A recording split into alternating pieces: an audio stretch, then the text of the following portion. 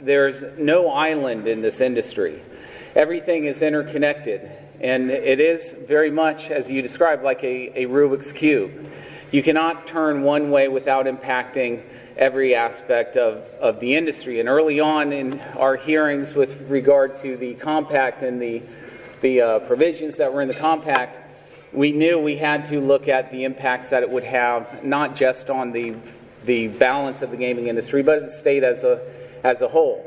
And it became very clear to me that you could not move a compact through the process unless you had with it some form of equity legislation that continued to balance the multiple interests.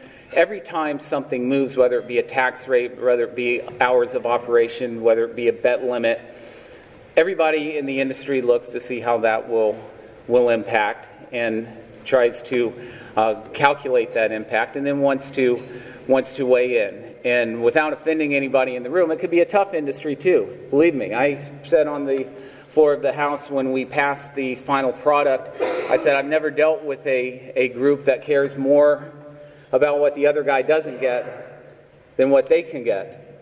And that was true until I became apportionment chair and had to deal with redistricting.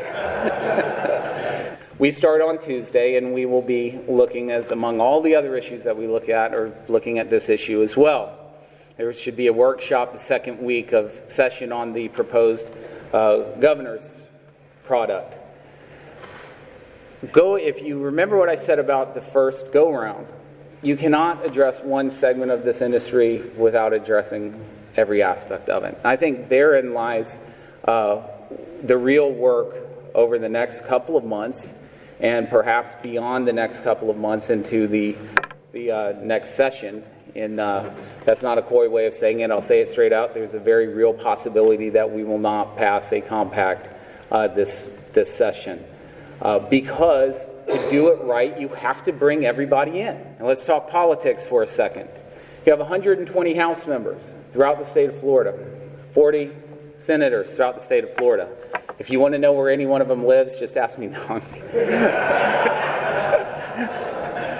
And in each of these House and Senate districts, you either have within them or very near to them a parimutuel facility.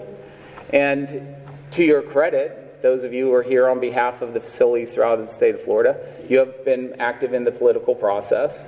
That's also been part of the problem, because if you look at the history of legislation on gaming in the state of Florida, it's been sort of piecemeal and loophole and that type of thing.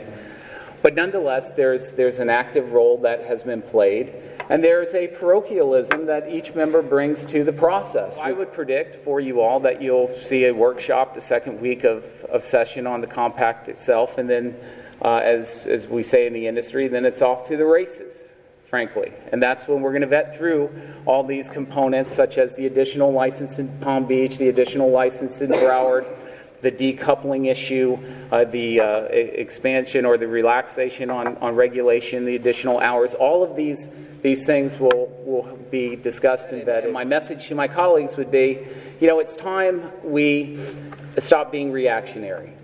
And that's what I've seen. I've seen that, plus what I mentioned a few minutes ago, a piecemeal type of approach to gaming. I love the state of Florida. We're number one destination in the world, and we're sitting in the part of Florida that beats Vegas and everywhere else. And so I recognize the attributes that we have.